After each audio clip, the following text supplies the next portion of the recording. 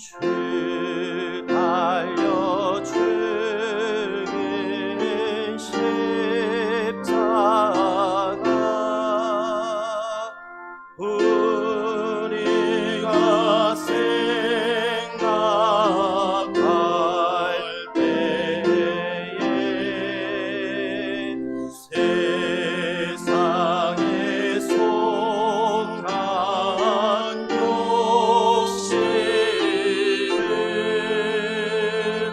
헛된 줄 알고 버리네. 죽으신 그 주 밖에는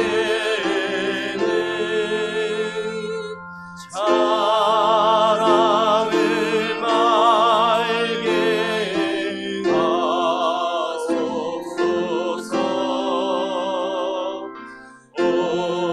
오열의 공로 이미고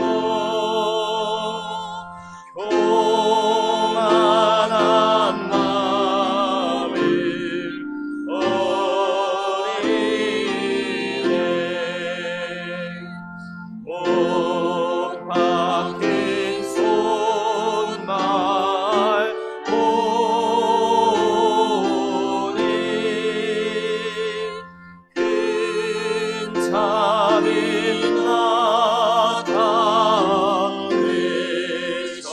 나타내셨네.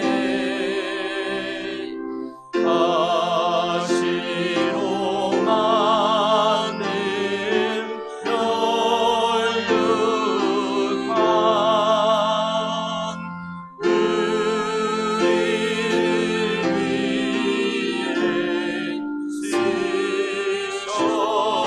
쓰셨네. 온 세상 만물 가져도 주의 못 갚겠네.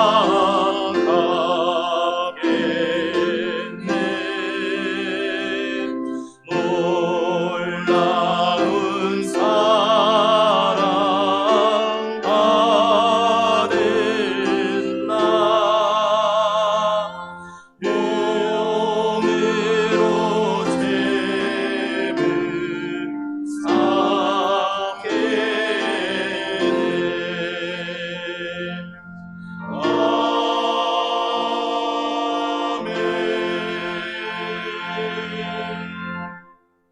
찬송가 155장 십자가 지고 함께 찬송하도록 하겠습니다.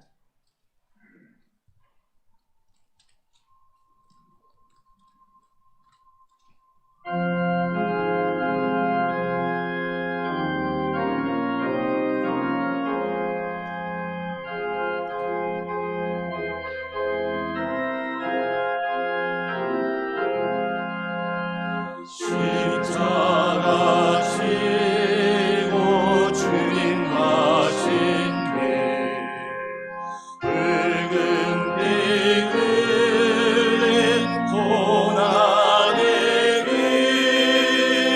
우리 죄 모두 지고 홀로 가신 길 이 길은 고난의 길 승리의 길 멸시와 전대 안고 가는 길 그 속에 역사 베푸신 길 우리 죄 모두 지고 홀로 가신 길 이 길은 고난의 길 승리의 길 올보다 넉 주님 가신 길 우리의 구원 이루신 길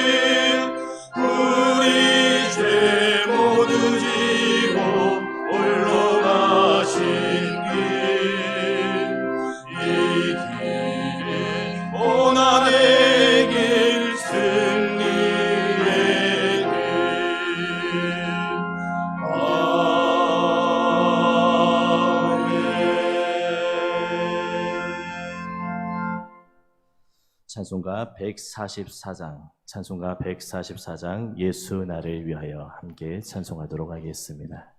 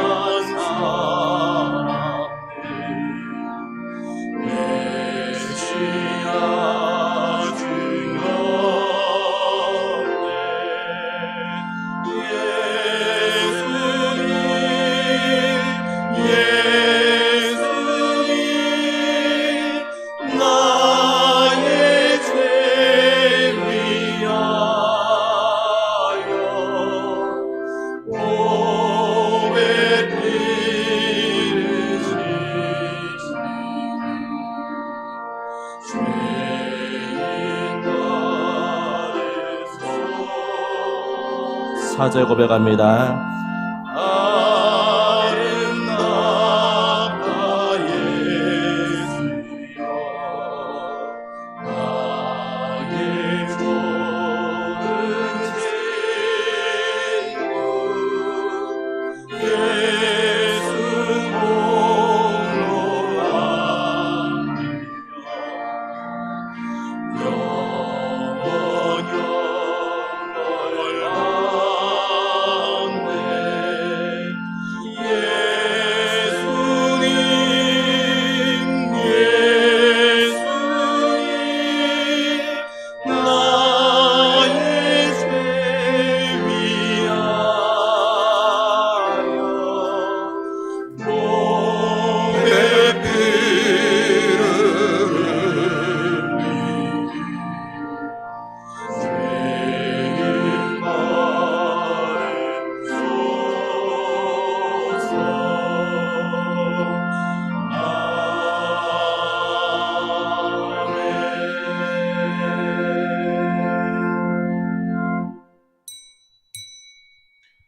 이제 주악에 맞춰 목도하심으로 종료주일 2부 예배를 하나님께 드리겠습니다.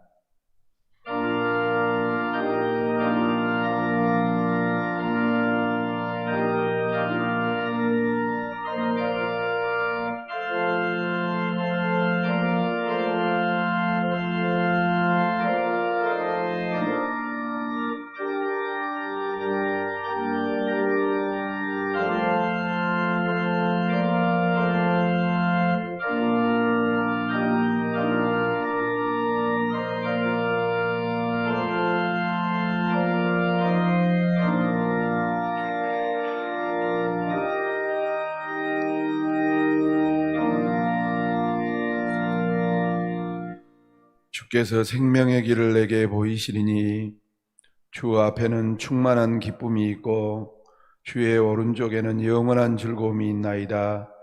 큰 음성으로 이르되 죽임을 당하신 어린 양은 능력과 부와 지혜와 힘과 존귀와 영광과 찬송을 받으시기에 합당하도다 하더라. 아멘.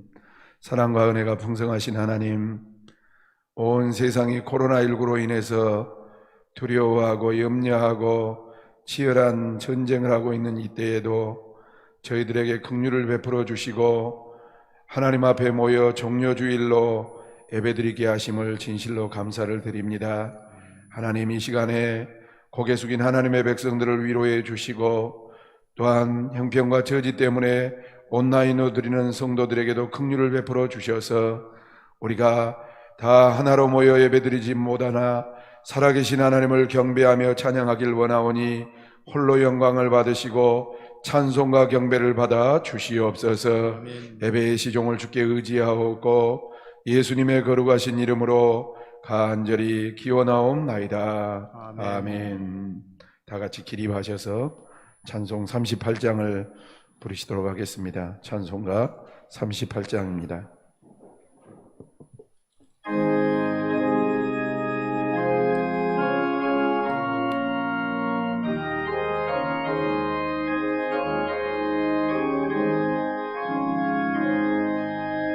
예수 우리 왕이여 이곳에 오셔서 우리가 왕께 드리는 영광을 받아 주소서. 우리는 주님의 백성, 주님은 우리 왕이라. 왕이신 예수님 오셔서 사정하사 다스리소서.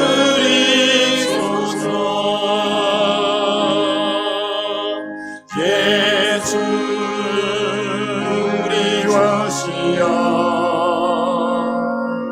이곳에 오셔서 우리가 주께 드리는 찬양을 받아 주소서. 우리는 주님의 종들,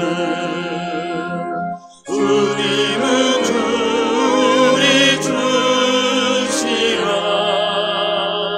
주 대신 예수님 오셔서 이 찬양을 받아 주소서.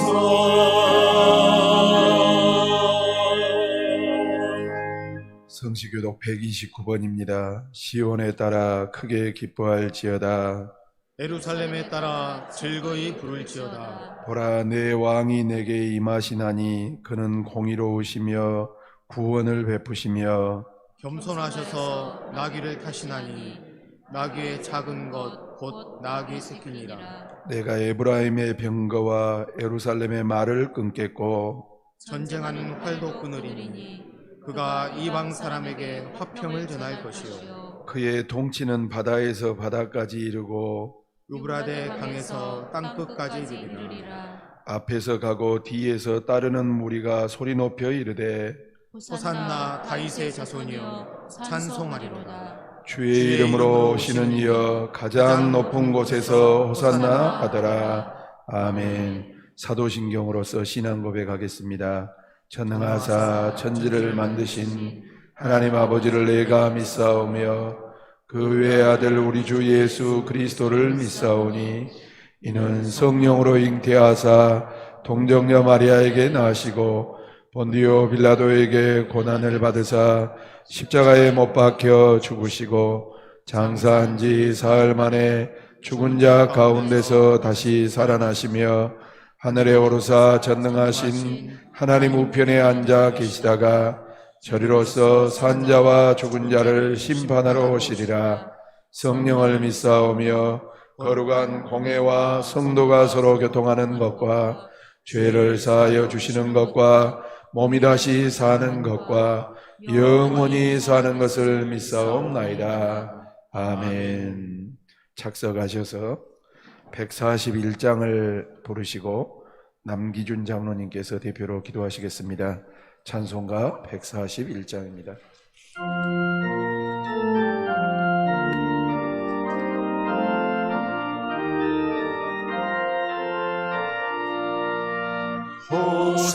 호산나 호산나 다 노래 부른다. 수많은 아이들이 즐거운 노래로 기쁨의 마음을 실리고 복 주신 주님께 온 몸과 마음 들여 주 찬양합니다.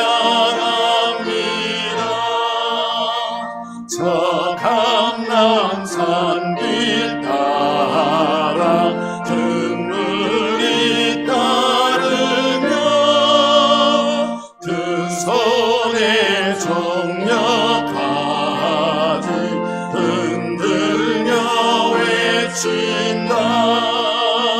만왕의 왕주 예수 나귀를 타시고 그 어린이들 노래 다 받아주신다. 호산나 노래 우리도 부르자.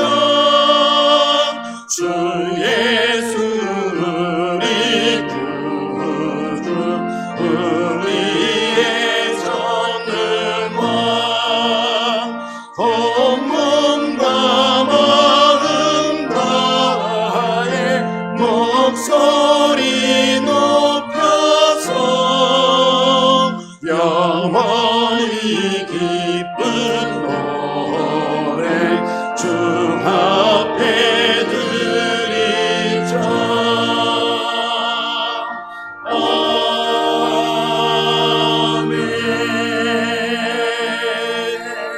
아멘.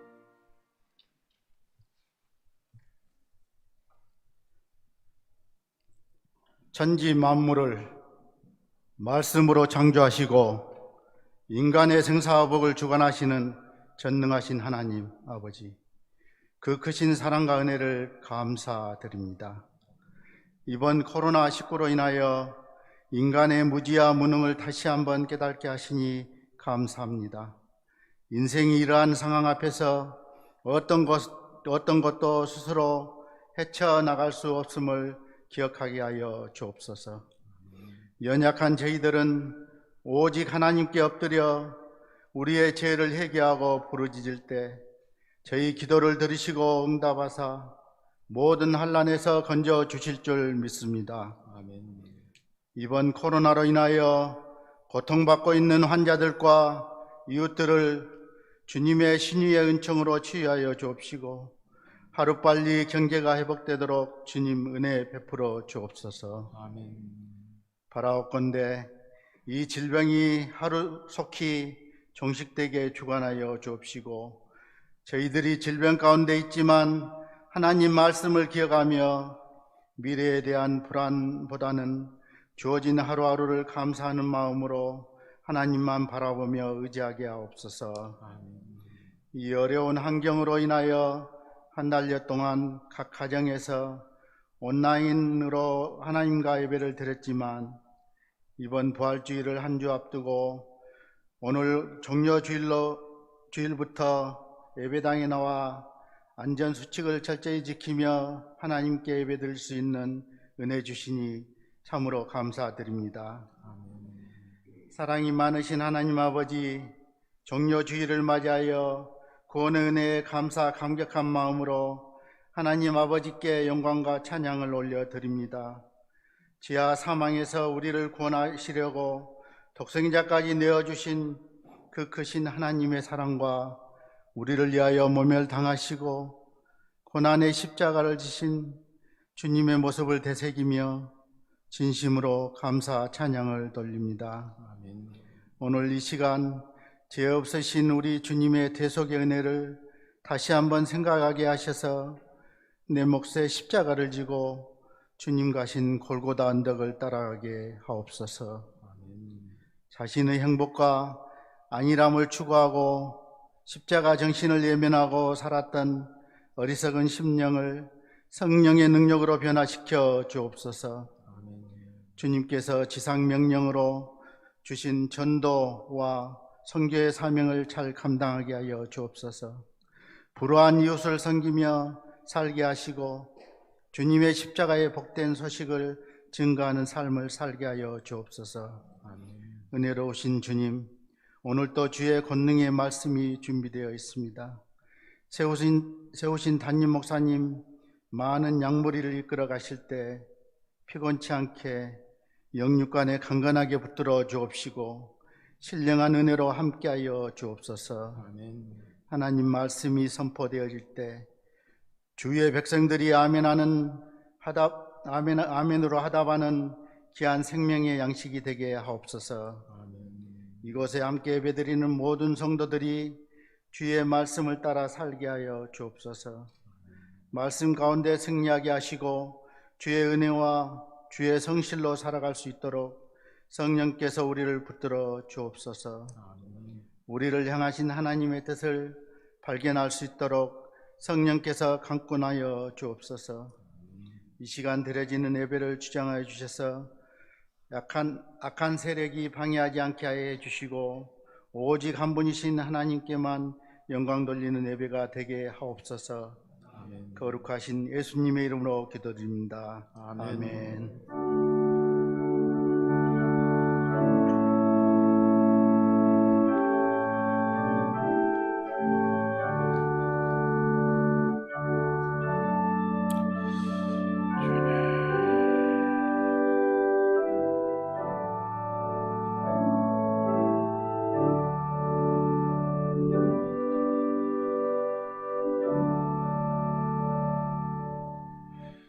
오늘 선포되어질 하나님의 말씀은 누가복음 19장 28절에서 40절 말씀까지를 보겠습니다.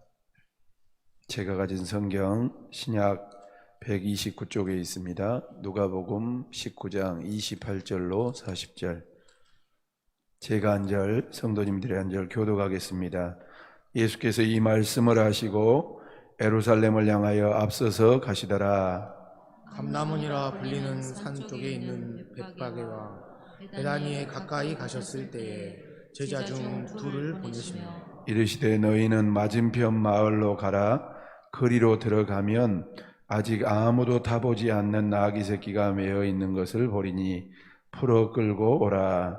만일 누가 너희에게 어찌하여 푸느냐 묻거든 말하기를 주가 쓰시겠다 하라 하시매 보내심을 받은 자들이 가서 그 말씀하신 대로 만난지라. 나귀 새끼를 풀 때에 그 임자들이 이르되 어찌하여 나귀 새끼를 푸느냐 대답하되 주께서 쓰시겠다 하고 그것을 예수께로 끌고 와서 자기들의 겉옷을 나귀 새끼 위에 걸쳐놓고 예수를 태우니 가실 때 그들이 자기의 겉옷을 길에 펴더라.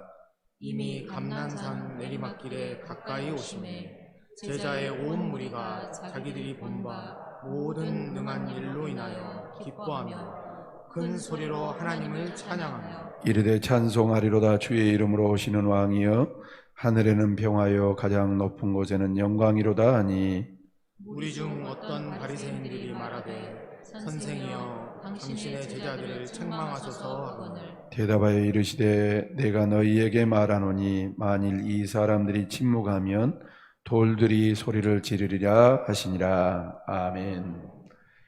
이 시간에는 할렐루야 성가대에서 나오셔서 특송하시겠습니다. 예.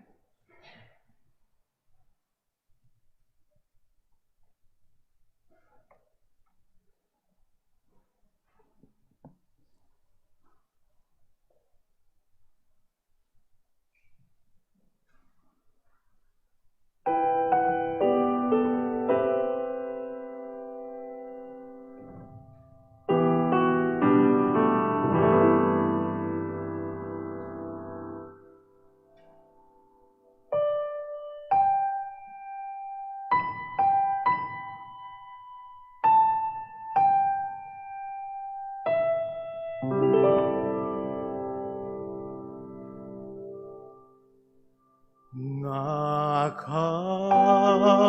같은 죄인 살리신 주의 놀라워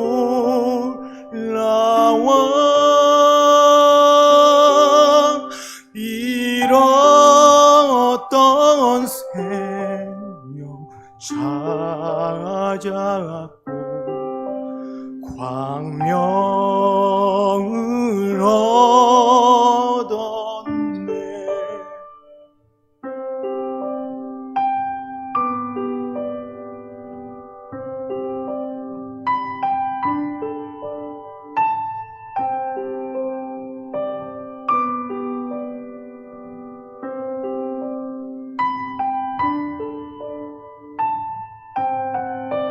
큰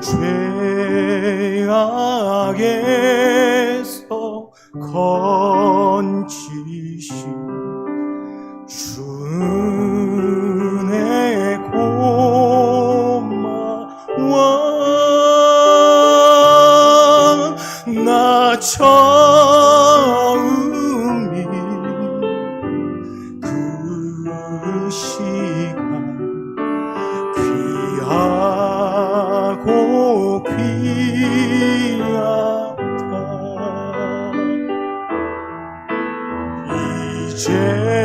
이제껏 내가 산 것도 주님의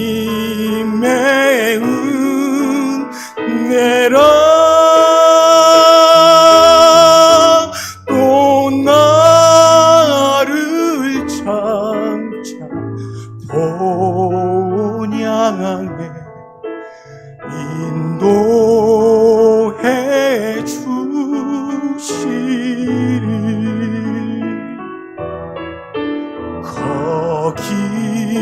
거기서 우리 영원히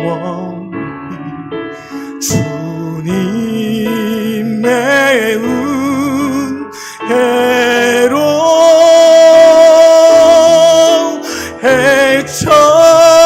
해처럼 밝게 살면서 주 찬양하리라.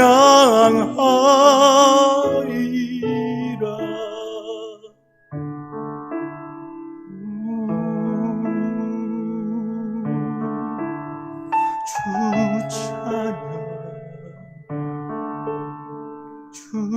찬양, 주 찬양, 주 찬양.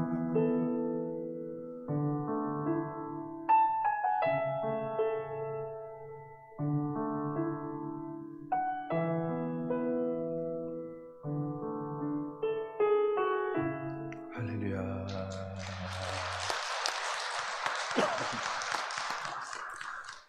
할렐루야. 우리가 옆 사람 손은 못 잡지만 오랜만에 한 달 만에 만났으니까 목례로 서로 인사하겠습니다. 주의 이름으로 사랑합니다. 앞뒤 좌우로 또 누가 오셨는가 보시고 잘 지내셨습니까? 인사 한 번씩 하시죠. 사랑하는 성도 여러분, 우리는 코로나19 확산으로 인해서 3월 8일 주간부터 한 달간 영상으로 예배를 드렸다가 오늘 4월 첫 주 종료주일을 맞이하여서 주보에 나와 있는 것처럼 행정당국의 지침을 지켜가면서 예배를 다시 시작했습니다. 먼저는 하나님께 감사하고 저와 여러분들의 삶 가운데 하나님의 보호하심과 강건하심이 충만한 기간이 되시기를 주님의 이름으로 축원합니다. 그리고 기도해 줄 것이 액면가 그대로 교회가 다 한 것은 아니지만 교회가 세상의 염려거리가 되지 아니하도록 신경 써주시고 또 기도해 주셔서 걱정거리 되지 않는 우리 교회가 되기를 주님의 이름으로 소망합니다. 오늘은 종료주일입니다. 고난주일의 시작이지요. 종료주일의 유래는 이와 같습니다. 예수님 당시에도 유대인들 중에 가장 큰 절기는 유월절이었습니다. 6월절이 되면 예루살렘 성전을 중심으로 전국에 있는 모든 백성들이 하나님 앞에 6월절을 지키기 위해서 모여들었습니다. 심지어 디아스포라들, 하나님을 섬기면서 타 지역, 타국에 있는 디아스포라들까지 예루살렘에 찾아왔습니다. 그래서 다른 사람들은 6월절을 지키기 위해서 그 해에도 예루살렘을 향해서 갔는데 예수님은 그의 십자가를 지기 위해서 예루살렘에 가셨습니다. 이때 많은 사람들이 종려가지를 들고 예수님을 맞이했어요. 그 당시 예수님의 말씀이나 또한 예수님이 행하시는 권능이 커서 행하셨던 것 같아요. 요한복음 12장 12절로 13절 말씀을 한번 보시겠습니다. 시작. 그 이튿날에 명절에 온 큰 무리가 예수께서 예루살렘으로 오신다라는 것을 듣고 종려나무 가지를 가지고 맞으러 나가 외치되 호산나 찬송하리로다. 주의 이름으로 오시는 이 곧 이스라엘의 왕이시여 하더라. 그러니까 당시에 예수님의 인기라든지 예수님의 능력이 어마어마하셨던 것 같아요. 그런데 예수님께서는 하나님의 때가 된 줄 아신 것 같습니다. 그래서 자신이 6월절 어린 양으로서 하나님께 바쳐지기 위해서 그의 예루살렘에 올라가신다라는 것을 전제하셨던 것 같습니다. 사람들은 예수님이 가는 곳마다 놀라운 이적을 베푸시고 또 예수님의 권세 있는 말씀 때문에 그들을 로마의 속국에서 구출해 주실 것으로 믿었어요. 그래서 호산나 다윗의 자손이여 우리를 구원해 달라고 그렇게 외쳤던 것 같습니다. 요즘 사람들은 아마 예배 나오셨는데 하나님의 말씀보다 뉴스 듣기를 더 집중할 겁니다.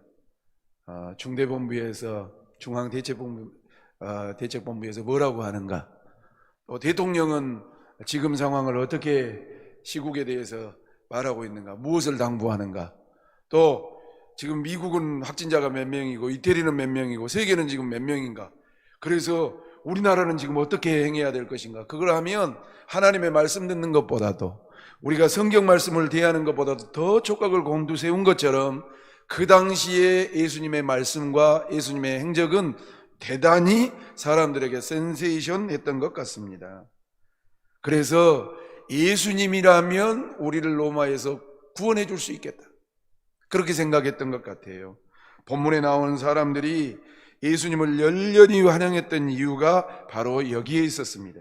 그러나 이 사건이 있기 전만 해도 예수님은 그런 예수님께 대한 집중과 또한 사람들의 열렬한 환영에 대해서 거부했어요. 보실래요? 마태복음 12장 14절로 15절 말씀을 봐보세요. 시작.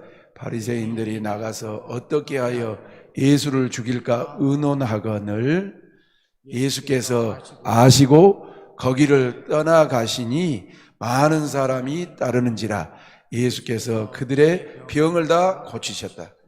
바리새인들이 예수님을 잡아 죽일 것을 아셨어요. 뻔히 그럴 것을 알면서도 의도적으로 대항하거나 이렇게 트러블 생기지 아니하고 자리를 비키셨다 그랬어요. 마태복음 16장 20절 말씀도 좀 보셔야 돼요.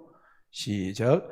이에 제자들에게 경고하사 자기가 그리스도인 것을 아무에게도 이르지 말라고 하셨어요. 권능 있는 말씀과 권능 있는 이적을 행했음에도 불구하고 당신이 그리스도이다라는 것을 다른 사람들에게 의도적으로 말하지 말아라. 누가복음 4장도 나와요. 누가복음 4장 29절 시작. 일어나 동네 밖으로 쫓아내어 그 동네가 건설된 산 낭떠러지까지 끌고 가서 밀쳐 떨어뜨리고자 하되 예수께서 그들 가운데 지나서 가시니라. 의도적으로 피하셨단 말이에요. 그런데 여기서는 그들의 행동을 말리셨단 말이죠.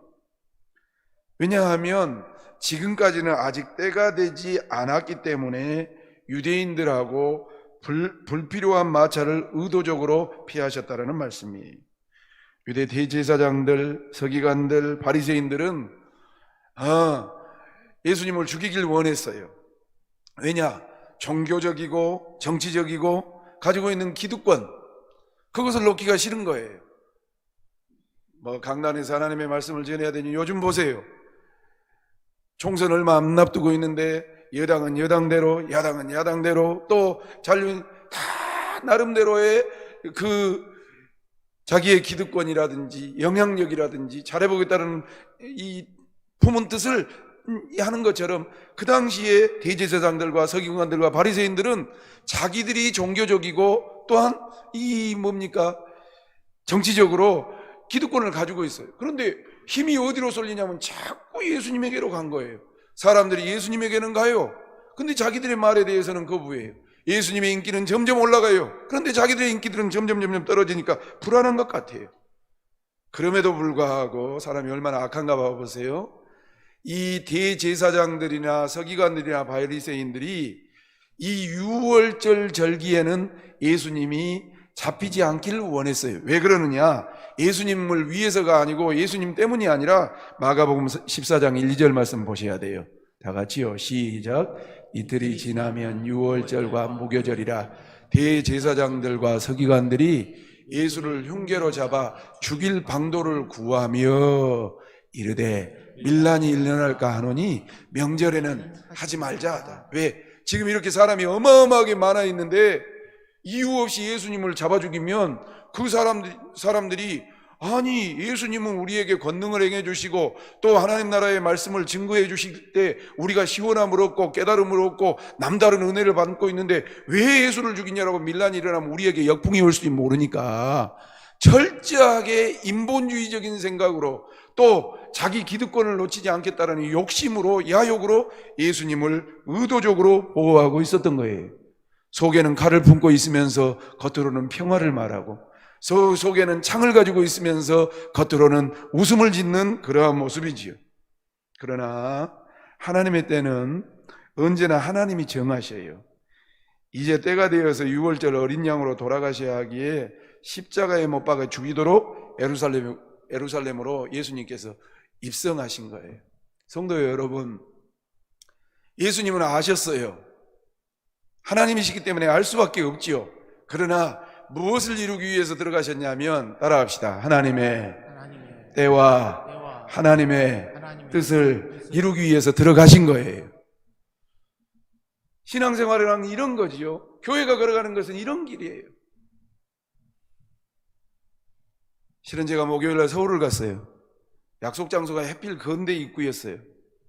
동기 목사님이 그 근처에 사셔서, 근데 그쪽에는 너무 번화가여서 주차할 곳이 없대요. 저한테 일러주기를 이마트에 주차하면 된대요. 그런데 바로 건너편인 롯데백화점이 있고 그 바로 옆에 지하로 다 연결이 되는데 이마트가 있어요. 이마트에 주차하고 오래요. 뭐 촌놈이니까 내비게이션 쫓아서 갔지요. 주차했어요. 그리고 에스컬레이터 타고 올라왔어요.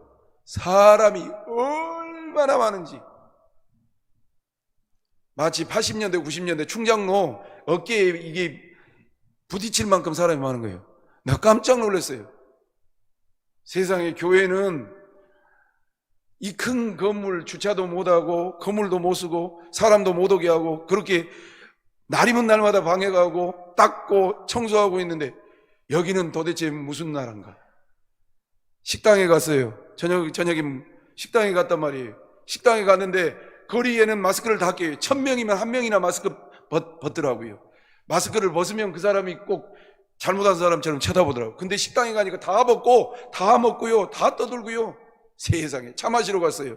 스타벅스에. 지하로 내려갔는데 이 통로에는 마스크 다 끼고 있어요. 수천 명이 다녀요. 수만 명 가까이 다니더라고요. 근데 스타벅스 들어오니까 마스크 다 끼고 2시간 3시간씩. 이야,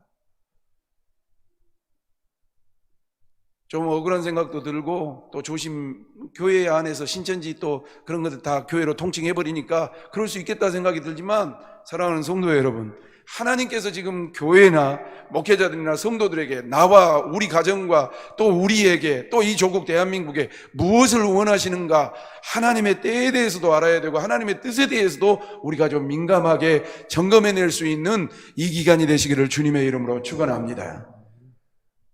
예수 믿는 길은 복 받는 길이 있어요. 맞아요. 병든 자가 고침을 받고 가난한 자가 부자가 되고 또 우둔한 자들이 예수 믿고 깨달아지고 지혜를 얻어요. 그러나 그 형통의 길만 예수 믿는 길이 아니에요. 예수 믿는 것은 어떤 길이냐? 어떤 경우에는 정말로 돌짝발과 같은 길이고, 어떤 경우에는 가시밭길이고, 어떤 경우에는 십자가의 길이고, 어떤 경우에는 죽음의 길이라는 사실도 우리는 인지하고 신앙생활 해야 된다는 사실입니다. 그렇다면 예수님은 어떤 모습으로 예루살렘에 죽기 위해서 들어가셨는가? 첫 번째 읽겠습니다. 다 같이요. 시작. 왕이신 예수님으로. 성경이 길어서 다 읽지를 못하는데 28절로 35절 쭉 소개되어 있는데요. 사람들이 예수님을 바라보면서, 예루살렘에 입성하는 예수님을 바라보면서 막 외쳤단 말이에요. 38절 상반절 말씀을 보니까 이렇게 나와요. 같이 좀 보시죠. 38절 시작. 이르되 찬송하리로다 주의 이름으로 오시는 왕이여, 하늘에는 평화요 가장 높은 곳에서는 영광이로다라고 외치기 시작했어요. 이들의 외침과 같이 예수님은 왕으로 지금 입성하신 거예요. 사람들이 볼 때는 뭔 예수님이 좀 남다른 것은 있고 출중한 것은 있지만 뭔 왕이냐 할지 몰라도 만왕의 왕으로 온 세상 만물을 다스리고 주관하시는 분으로 예수님께서 예루살렘에 입성하셨다고요. 그런데 모양이 달라요. 모양이. 본문에 나타나는 예수님은 세상 왕과 다른 모습으로 입성하신단 말이죠. 이 세상 왕들은 멋진 권위를 가지고 왕복을 입어요. 또 머리에는 금으로 장식되어 있는 왕관을 써요. 그리고 호위병의 보호를 받고 정말로 수행원들의 호의를 받아서 이렇게 입성해요. 그러나 예수님은 멋지게 백마를 타고 또 멋진 왕관을 쓰고 왕복을 입고 들어간 그런 분이 아니라 보잘것없는 나귀새끼를 타고 들어가시는 모습이 나와요. 사랑하는 성도 여러분, 왜 예수님께서 나귀새끼를 탔을까? 이따 설명하겠습니다. 또 예수님을 맞이한 사람들은 귀인들이 아니었어요. 인정하고 권위 있고 높은 사람들이 예수님을 왕으로 영접하지 아니하고 유월절을 맞이하기 위해서 예루살렘에 모여든 정말 평범한 서민들이 왔어요. 기독교는 어떤 곳인 줄 아세요? 기독교는 우리 한국 기독교가 기족적인 종교가 되어버렸지만 처음 시작할 때는요, 우리 한국 기독교는 정말 가난하고 병들고 소외당한 분들이, 갈 곳 없는 분들이 예수를 믿었어요. 아시는 것처럼 불교나 유교나 또 고관 대적들은 예수 믿지 않았어요. 어떤 분이 예수 믿었습니까? 정말로 소방 맞은 분들, 전염병으로 인해서 쩔쩔맸던 분들, 가난에 굶주렸던 사람들. 동네 사람들이 뭐라고 그랬습니까? 야, 서양 귀신 믿는데 거기 예수 믿는 사람들 있는 곳에는 절대 가지 말아라. 그 전염병과 같다더라. 그렇게 출발을 했어요. 오늘 나귀 새끼를 타고 예루살렘에 입성하셔서 권위와 말씀과 환호는 받았으나 보잘것없이 죽기 위해서 예수님이 입성하셨지만 사람들은 어떤 분들이었냐면 서민들이 환영했어요. 그렇지만 그들에게는 진실한 고백이 있었어요. 저 예수님은 만왕의 왕이시다. 저 예수님은 우리의 구원자시다. 사랑하는 성도 여러분, 이 자리에 예배드리는 성도들이나 또 온라인으로 예배드리는 성도들에게 이러한 진실한 고백이 넘치시기를 주님의 이름으로 축원합니다. 지금 한국교회가 여러분 복받기 위해서 예수를 믿는 그러한 단체가 되었습니까? 손가락질 받습니다. 개독교라고. 왜 저것들은 말을 안 듣는지 모르겠다고. 돈 거두려고 그런 것 아니냐고. 한동안은 예수 믿는 사람들이 고관대작들이 교회 안에 질비했습니다. 뭐 한 달 동안 새벽 예배가 없으니까 그 시간에 깨지잖아요. 어느 날 CTS를 들었더니 돌아가신 오카는 목사님이 설교하시더군요. 한국교회가 100만 명이라고. 청와대에도 들어가 있고 또한 대기업에도 들어가 있고 또 고위공무원들이 저들이 빛과 소금의 역할을 감당하면 한국교회가 바뀔 거라고. 그러시면서 하시는 말씀이 무엇이라고 그러냐면 그럼에도 불구하고 한국교회에 너무 복음과 관계없는 분들이 교회 안에 많이 들어왔다고. 사랑하는 성도 여러분, 저는 이 기간을 어떻게 보내냐면 우겨싸움을 당하고 눌림을 당하고 어려움을 당하지만 정말로 성령 받은 사람, 십자가의 피공로를 아는 사람, 주님의 그 찢기심을 이해하는 성도들이 다시 뭉치고 회복되어져서 하나님의 사람으로 거듭나는 교회가 되시기를 주님의 이름으로 축원합니다. 서기관들이나 대제사장들이나 바리새인들은 겉으로는 화평을 말하고 점잖을 말하지만 속으로는 죽일 것을 음모하고 꾸미고 시간을 보고 있는 것, 그러한 분들 다 교회 안에서 빠져나가는 계기가 되었으면 좋겠어요. 차라리 나가서 비난하라고요. 왜? 저분은 교회를 안 다니니까 저랬다고. 그러나 교회 안에서까지 그렇게 비난하고 주님을 왕으로 인정하지 아니하고 내 왕국을 세워서 자기만 멋대로 말하는 사람들은 대제사장과 바리새인들과 서기관들과 무엇이 다르겠냐 이 말입니다. 사랑하는 성도 여러분, 누가복음 19장 28절로 29절 말씀을 좀 계속해서 보면 이렇습니다. 시작. 예수께서 이 말씀을 하시고 예루살렘을 향하여 앞서서 가시더라.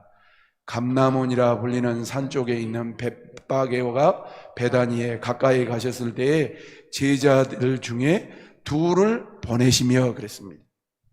무슨 말씀을 하셨냐면 28절 상반절 보니까 예수님께서 이 말씀을 하시고 라고 했는데, 이 말씀은 무슨 말씀이냐면 문화라고 하는 화폐 단위를 이렇게 예로 든 겁니다.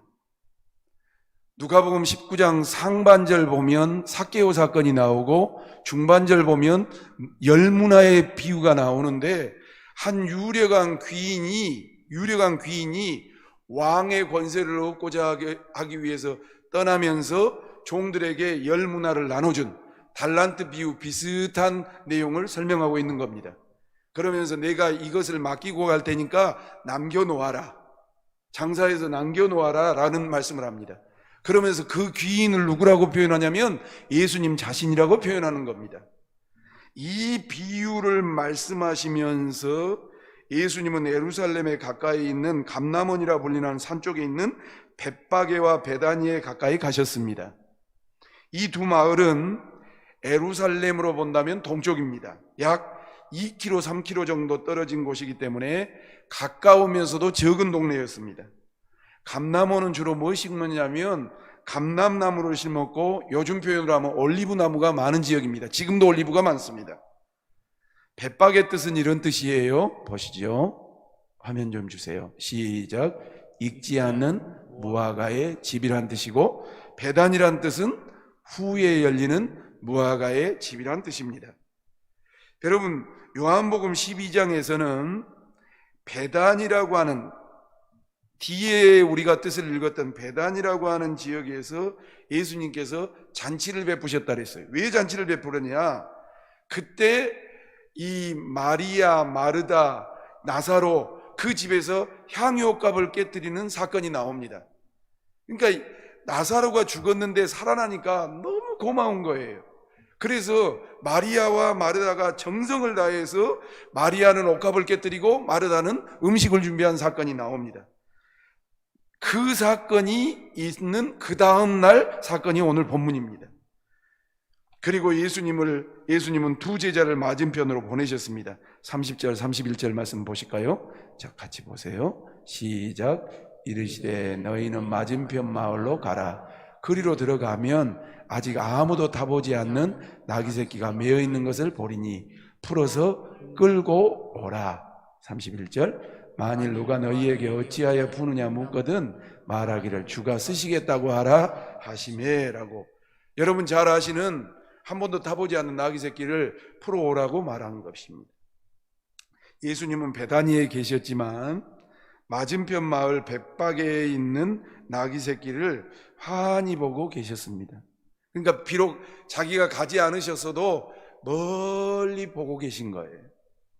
그 나귀 새끼가 매어 있다는 사실도 구체적으로 알고 계셨고, 아직 아무도 타보지 않았던 것도 알고 계셨고, 또 그 나귀를 풀러 갔을 때 무엇라고 사람들이 말할 것인지, 주인이 말할 것도 다 알고 계셨다는 말이죠. 쉽게 말하면 과거 일도 알고 계시고 현재 일도 알고 계시고 미래 일도 알고 계시는 우리 주님이란 사실입니다. 사랑하는 성도 여러분, 좀 전에 제가 오카노 목사님 이야기하면서 피치를 올렸는데요, 우리가 믿는 예수님은 어떤 분입니까? 여러분들이 인격적으로 만난 예수님은 어떤 분이지요? 그냥 내 필요할 때나 도와주고 또 나 어려울 때나 간섭해주는 그런 분인가요? 분명한 것은 예수를 제대로 여러분들이 인격적으로 믿고 체험하셨다면 분명히 우리 주님은 과거 일도 아시는 분이고 현재 일도 책임지시는 분이고 미래 일도 책임지는 만왕의 왕이 우리 주님인 줄로 믿습니다. 그것을 우리가 체험하지 못하니까 현상적인 일을 가지고 계속 왈가왈가 하는 것입니다. 낯선 마을에 들어가서 나귀 새끼를 풀고 끌어오면 도둑처럼 보이겠지요. 그래서 사람들이 왜 푸냐고 당연히 말을 하겠지요. 그러면 그때 뭐라고 말할 것인가 깝깝할 텐데 제자들에게 따라합시다. 주께서 쓰시겠다고 대답해라. 현상적으로는 너 것이다마는 우리 주님이 쓰시겠다고 하니까 내놓으라면 따라올 것이라고 말씀하십니다. 보시겠습니다. 32절로 34절 말씀 볼까요? 본문 시작. 보내심을 받은 자들이 가서 그 말씀하신 대로 만난지라. 나귀 새끼를 풀 때 그 임자들이 이르되 어찌하여 나귀 새끼를 푸느냐? 대답하되 주께서 쓰시겠다고 하고라고 말씀합니다. 두 제자들은 예수님의 보내심을 받고 건너편 마을로 순종해서 갔지요. 과연 예수님 말씀대로 그곳에 나귀 새끼가 있었지요. 매어 있는 겁니다. 매어 있는 새끼를 풀라라니까 당연히 임자 주인 또 그 가족들이 말할 거 아닙니까? 자기 재산을 가져가는데 왜 가져가냐고. 주님께서 쓰신다고 했다고. 이 세상에 어떤 왕이 과연 예수님과 같이 시공을 초월해서 모든 것을 다 알 수 있을까요? 사랑하는 성도 여러분, 하나님을 만나지 못한 사람은, 주님을 인격적으로 만나지 못한 사람은 철학적인 종교로 생각할 수도 있고 너희들이 믿는 예수가 어디 있냐를 할 수도 있고 예수가 있으면 너희들은 왜 그러고 있느냐를 할 수도 있습니다. 그러나 분명한 것은 우리가 믿는 예수가 전지전능하신 분이라면, 또 역사적인 예수시고 지금도 살아 역사하시는 분이시고 또 하늘 보좌에 계시다가 심판주로 오시는 분이라고 믿는다면 그분은 과거도 현재도 미래도 책임져 주시는 하나님의 놀라운 역사가 있다라는 사실을 믿고 신앙 고백하는 우리 교회가 되시기를 주님의 이름으로 축원합니다. 그렇지 못한다면 뭐라고 기도하셔야 되냐면, 주여 나에게 주님을 만날 수 있는, 인격적으로 만나고 체험할 수 있는 은혜를 달라고 기도하셔야 되는 것입니다. 그것을 알지 못하니까 하나님의 섭리 가운데 있는 이런 현상들만 가지고 자꾸 옳으냐 그르냐 있냐 없냐 맞느냐 틀리냐라는 이야기를 하는 것입니다. 이 세상에 어떤 왕이 과연 예수님과 같이 시공간을 모두 초월해서 다 알 수 있을까요? 이처럼 진실로 예수님은 만왕의 왕이십니다. 두 제자는 예수님의 가르쳐 주신 대로 순종했습니다. 사랑하는 성도 여러분, 지금 코로나19 때문에 세상이 난립니다. 그러나 주님의 통치 아래 있다는 사실을 깨달아 알 수 있는 우리 모두가 되시기를 주님의 이름으로 축원합니다. 비록 우리는 한계를 가지고 있어서 우리 장로님들도 고생 많이 하셨어요. 한 달 동안 언제 예배를 다시 드려야 되느냐, 또 모였을 때 1인이 손가락질 받을, 우리는 신천지 건너편에 있기 때문에 받지 않겠느냐. 담임 목사도 마찬가지고 부교육자님들도 마찬가지고 차라리 예배를 드려버리면 마음이 편할 텐데 예배를 교인들의 안전이라든지 교회의 영광성이라든지 덕스러움이라든지 그런 것 때문에 지금도 마찬가지 아닙니까? 우리는 그런다 할지라도 주님이 이 과정 가운데 교회와 목회자와 성도들에게 주시고자 하는 메시지가 있다는 사실을 깨달아 알고 여전히 주님이 우리에게 무엇을 요구하고 어느 때에 어떻게 나아갈 것인가를 바로 알기 위해서 몸부림치는 우리가 되어야 될 것입니다. 이 세상 모든 만물의 주인은 예수님이시니 감히 누가 거절할 수 있겠습니까? 그리고 그 당시에 조그만 시골 동네 백박의 사람들은 그 맞은편 마을이었던 베나니에 계신 예수님에 대해서 잘 알고 계셨어요. 따라합시다. 크게 합시다. 그들은 예수님에 대해 잘 알고 계셨다. 벳박에서 나귀를 풀었고 오라 했지만 베다니에서 예수님이 말씀하시고 죽었던 나사로를 살리시고 또한 문둥이로서 정말 고칠 수 없는 환경이 사람을 고쳤다라는 것을 너무나도 잘 아셨단 말이죠. 누가복음 19장 35절 말씀 한 번 더 읽을까요? 시작. 그것을 예수께로 끌고 와서 자기들의 겉옷을 나귀새끼 위에 걸쳐놓고 예수를 태웁니다. 벳박에도 그렇고 베다니도 그렇고 가까운 동네이기 때문에 다 예수님이 어떤 분이란 걸 아셨어요. 그리고 나귀를 끌고 오니까 뭐 했냐면 안장이 있어야지. 그러니까 겉옷을 벗었다고요. 그래서 나귀에다 올렸다고요. 예수님, 요리 타십시오. 이게 뭔 소리인지 아십니까? 예수님을 알면 영광이지만 모르면 도둑질처럼 보인다라는 사실이죠. 여러분, 겉옷을 벗어서 안장을 입혔다라는 뜻은 열왕기상 1장 33절 말씀을 보면 과거에서도 있었던 일입니다. 제가 읽을게요. 여기서 왕이라는 것은 다윗 왕을 말합니다. 왕이 아랫사람들 그들에게 이르되 너희는 너희 주의 신하들을 데리고 내 아들 누구를? 솔로몬을 내 노새에 뭐하고?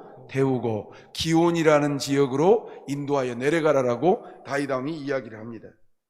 쉽게 말하면 노새가 다윗 왕의 것이지만 다윗 왕도 노새를 탔을 것이고 그 아들 솔로몬에게도 노새를 타서 기온이라는 지역으로 내려가도록 종들에게 말을 했습니다. 그렇다면 예수님께서 왜 나귀 새끼를 타셨을까요? 여기 다윗 왕이나 솔로몬이 했던 왕의 전통을 따르기 위해서 그랬을까요? 그렇지 않습니다. 그렇게 생각하시면 오산입니다.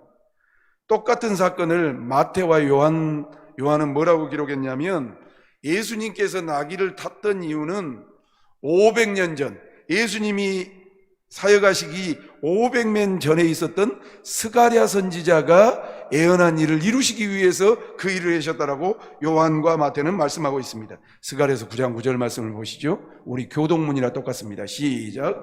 시온에 따라 크게 기뻐할지어다. 예루살렘에 따라 즐거이 부를지어다. 보라, 내 왕이 내게 임하시나니 그는 공의로우시며 구원을 베푸시며 겸손하여서 나귀를 타시나니 나귀의 작은 것 곧 나귀 새끼니라. 마태나 요한 사도는 이 스가랴 선지자가 예언하셨던 일을 이루시기 위해서 예수님께서 예루살렘에 입성하실 때 의도적으로 건너편 마을에 있는 벳박에 있는 나귀 새끼를 가져오라 하시고 그리고 그 안장을 옷을 벗어서 하시고 그것을 타고 들어가셨다라고 말씀하고 있습니다. 여러분, 역사적으로 보면 500년 전의 말씀을 이루셨다. 왕이신 메시아가 나귀 새끼를 타고 예루살렘에 가실 때 사람들은 그를 열렬히 맞이했던 것을 예언하고 있습니다. 그리고 예수님은 이 예언의 말씀을 그대로 성취하셨습니다. 천지전능하시기에 이 예언을 하셨고 이 예언을 성취하실 때 방법도 다 하셨습니다. 예언의 성취에 쓰일 나귀 새끼가 어디에 있는지, 그것을 어떻게 끌고 올 것인지 다 아셨고, 진실로 예수님은 하나님의 이름으로 오신 왕이셨습니다.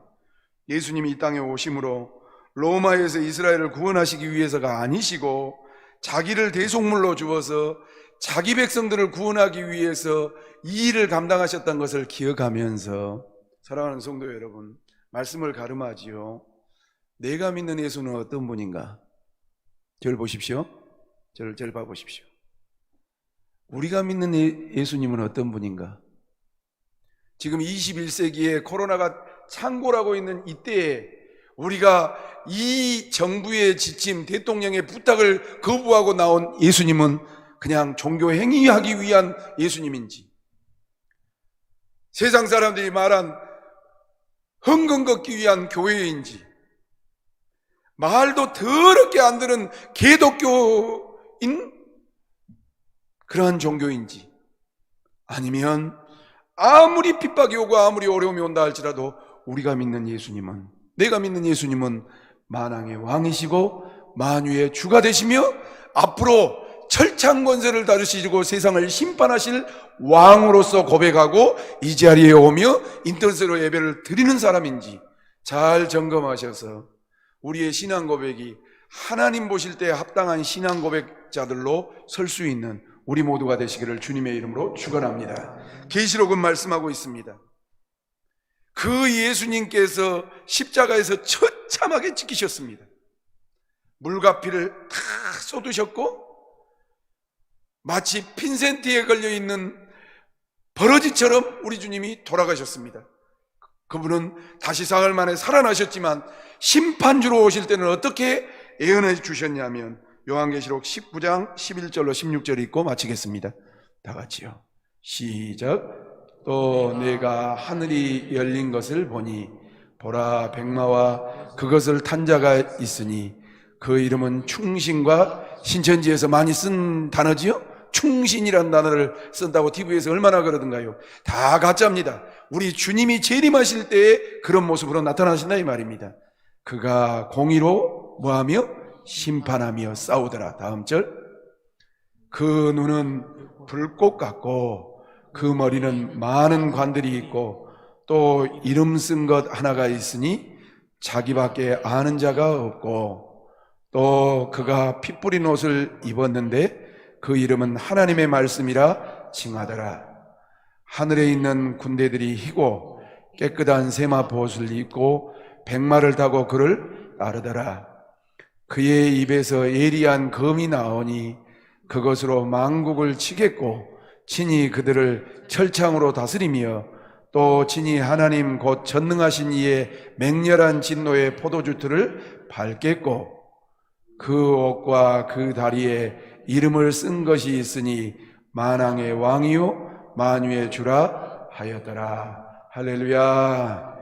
우리 주님이 다시 나팔 불고 재림하실 때는 이런 어마어마한 분으로 이 땅에 오실 뿐만 아니라 정말로 양과 염소를 나누는 것처럼 예수 믿는 사람, 의로 핍박받은 사람들에게는 하나님께서 이렇게 구별해 주시고 또한 믿지 아니하고 하나님을 대적했던 모든 세력들은 이러한 철저한 심판주로 오신다는 사실을 우리는 기억하면서 어려울 때 주님 앞에 나와 예배드리고 신앙생활을 하지만 우리가 섬기는 주님이 어떤 분인가를 잘 명심하셔서 우리의 신앙 고백이나 신앙이 흔들리지 않는 믿음의 종들이 되시기를 주님의 이름으로 축원합니다. 말씀을 정리합니다.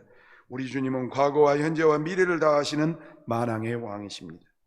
아는 사람은 기쁨으로 내어주지만 모르는 사람들은 도둑으로 몰 것입니다. 마지막 세 번째, 그러나 이 예수님이 약속대로 재림하실 때는 정말로 백마를 타는 자들이 따를 것이고 철창 권세로 세상을 심판하실 만왕의 왕으로 오심을 기억하면서 유월절 어린 양이 되신 주님께 경배하며 찬양하며 고난주간을 의미 있게 보낼 수 있는 우리 모두가 되시기를 주 예수님의 이름으로 축원합니다. 기도하겠습니다. 하나님 아버지,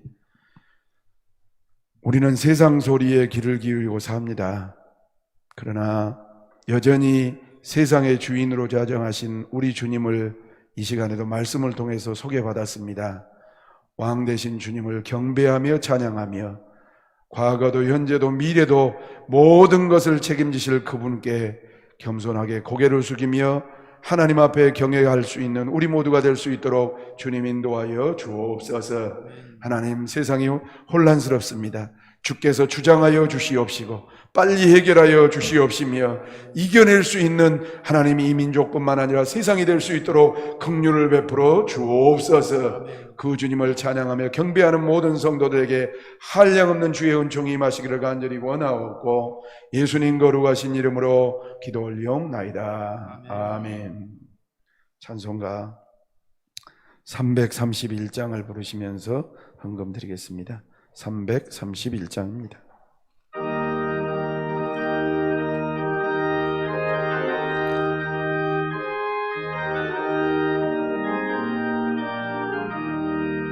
영광을 받으실 만유의 주여 우리가 명령을 따르리라.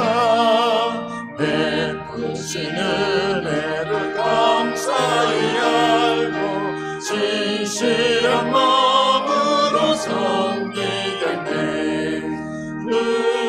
주의 은혜 주시는 대로 영원히 젖들 섬기겠네. 찬송하겠네. 찬송하겠네. 생명을 주시는 그 주로다. 그 주를 높이고 잘 공경하여 온유한 마음으로 섬기라. 주 예수 안에서 갈고리하며 충성을 다하여 섬기겠네. 그 주의 은혜 주시는 대로 영원히 받들어 섬기겠네. 찬송하겠네. 찬송하겠네. 생명을 주시는 그 주로다. 예수를 믿고 섬을 사랑하여 참 기쁜 마음으로 섬기리라. 온 마음을 드리고는 순종하며 그 주를 영원히 섬기겠네. 그 주의 은혜 주시는 대로 영원히 받들어 섬기겠네. 찬송하겠네. 찬송하겠네. 생명을 주시는 구주로다. 하나님, 오늘도 거룩한 주일 주셔서 하나님의 존전 앞에 나와 예배케 하시고 구속받은 하나님의 백성들이 말씀과 찬송과 기도를 통하여 하나님과 교제할 수 있도록, 교통할 수 있도록 은혜 주셔서 감사합니다.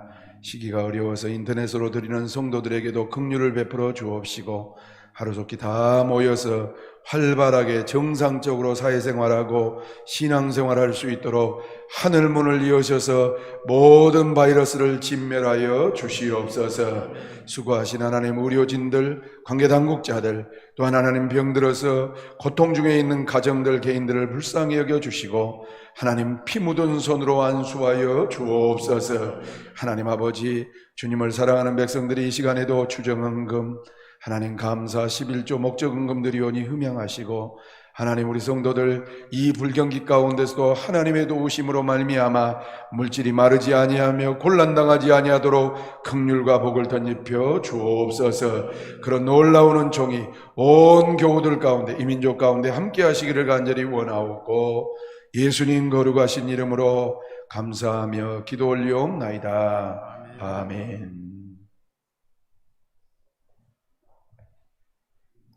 이런 가운데서도 등록하신 성도님이 계십니다.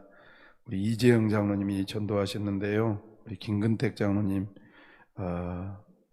부인 되시는 이정순 집사님과 따님 되시는 김아름 자매가 오늘 등록하셨습니다.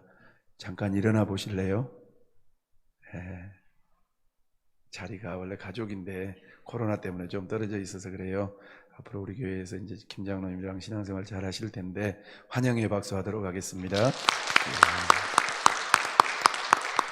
감사합니다. 예배 마친 후에 잠깐 교제하는 시간이 있을 테니까 남아주시면 감사하겠습니다. 교회 앞에 광고 말씀드리겠습니다. 오늘은 종료주일이고 이번 주간은 고난주간입니다. 예수님께서 당하신 고난과 함께 동참해 주시길 바라고, 또한 다음 주일은 부활주일로 성찬세례 성례식이 거행됩니다. 한 주간 동안 경건하게 준비하셔서 참여해 주시면 감사하겠습니다. 특별 새벽기도회 광고입니다. 고난주간 특별 새벽기도회가 오늘 내일부터 부활주일 새벽까지 오후 5시에 요 자리 본당에서 진행될 것입니다.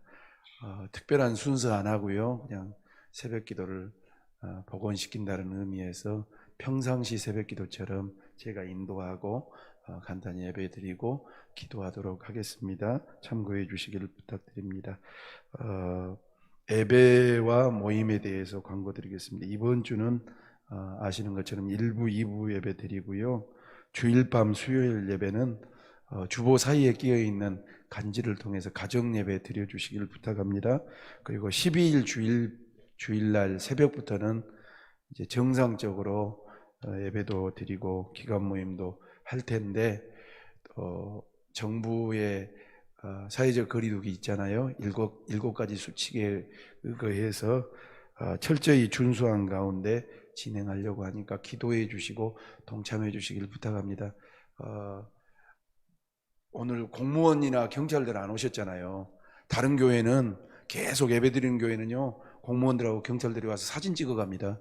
근데 우리 교회는 하도 철저하게 막아버리니까 아예 그냥 안 드릴 줄 알고 안 오신 것 같아요. 그런데 이제 오늘 낮 예배 드리고 새벽 예배만 잠깐 드리고 이제 갈 것 아니에요. 근데 빨리 좋아져야 되고, 또 다음 주 부활주일 하는데 막 다른 데는 염려 걱정하는데 우리 교인들 막 좋아가지고 깔깔대고 접촉하고 허깅하고 그러면 손가락질을 받습니다. 그러니까 잠깐 교회에서 예배 드리고 또 모임 있으면 잠깐 모이고 얼른 또 연기처럼 사라져서 손가락질 받지 않도록 덕이 될 수 있도록 그렇게 좀 해주시면 감사하겠습니다. 11일 토요일 날 오후 4시에 1층 목양실에서 성례건으로 임시당에 모이겠습니다. 학습 세례 문답 하실 분들도 토요일 날 오후 3시에 신관 1층에서 학습 세례 문답이 있는데, 제가 부탁을 드렸어요. 넓은 데 많으니까 2m 이상씩 떨어져서 다 말은 들리니까요. 문답도 그렇게 교육하고, 장로님들이나 또 교육자님들도 거리를 두고 이렇게 문답하고 대화할 수 있도록 그렇게 좀 부탁드립니다. 헌금 안내 좀 할게요. 외국에 다녀오셨거나 최근에요, 건강상의 문제로 직접 오시지 못하고 가정에서 온라인 예배를 드리는 성도님들은 헌금을 교회 계좌로 송금해 주시면 감사하겠습니다. 화요일까지 한 거에 대해서 넘길게요. 주보에 올릴게요. 그리고 교인들이 걱정 많이 하셨는데 참 우리가 한 달 쉬었는데요, 첫 주에는 크게 아프셨던 분이 보험료 받으셨다고 그거 다 헌금하고, 둘째 주에는 오랫동안 직장 다니시고 이제 공무원 되셨는데 퇴직했다고 또 헌금하고, 셋째 주에는 우리 젊은 분이 그 첫 직장 갔는데 초월급 탔다고 해서 물론 100%는 안 나왔어요. 그런데 참 교인들이 눈물 어리는 헌신을 통해서 교회가 이렇게 한 달 비어도, 다른 교회는 막 50% 30% 그렇게 헌금이 떨어진다는데 참 하나님의 은혜로 여러분들도 잘 섬겨주셔서 교회가 정상적으로 가고 있다는 거 아시고 기도해 주시고요. 너무 고마운 마음 드니까 한 주간 동안도 건강하시고 다음 주에 뵙도록 하겠습니다. 우리 한번 인사할까요? 말하지 말고 옆 사람하고 주의 이름으로 사랑합니다. 눈빛으로 한번 하십시다. 일부 예배 때 그랬어요. 자, 저하고 한번 해요. 자, 얼른 해보세요. 일부 예배 때도 하니까 좋아라더만. 주의 이름으로 사랑합니다. 저하고 한번, 옆에 사람 말고 저하고 하자니까 먼저 하고 주의 이름으로 사랑합니다. 예. 옆 사람하고도 좀 한번 하십시다. 건강하게 다음 주에 뵙겠습니다. 예. 또 이 인터넷이 있으니까요. 자, 영상도 한번 하십시다. 가정에 있는 분들 주의 이름으로 사랑합니다. 성도님들도 지금 다 하트하고 있습니다. 예, 건강하시길 바랍니다. 일어나시죠. 일어나셔서 54장 찬송하고 축도로 패하겠습니다.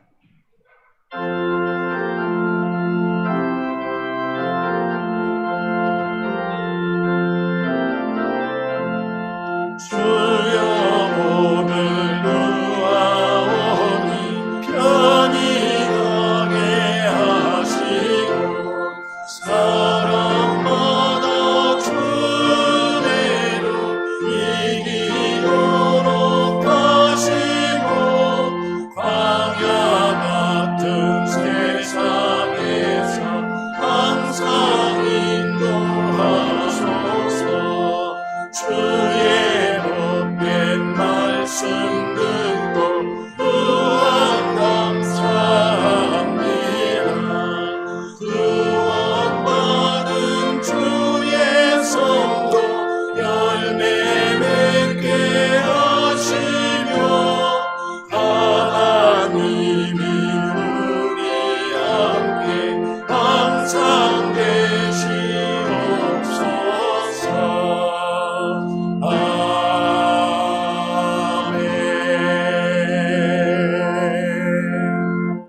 이제는 만왕의 왕이 되신 우리 주 예수 그리스도의 은혜와 하나님 아버지의 만극하신 사랑하심과 성령님의 감화 감동 위로교통 충만하신 역사가 오늘 주님 앞에 나와 예배드리며 또한 형편과 저지 때문에 가정에서 예배드리는 모든 하나님의 권속들 머리머리 위에와 저들의 가정과 자녀들과 범사에 우리 중앙장로교회와 질병 때문에 고통받고 있는 이 민족과 세계 열방 가운데 이제로부터 영원토록 함께 계실지어다. 아멘.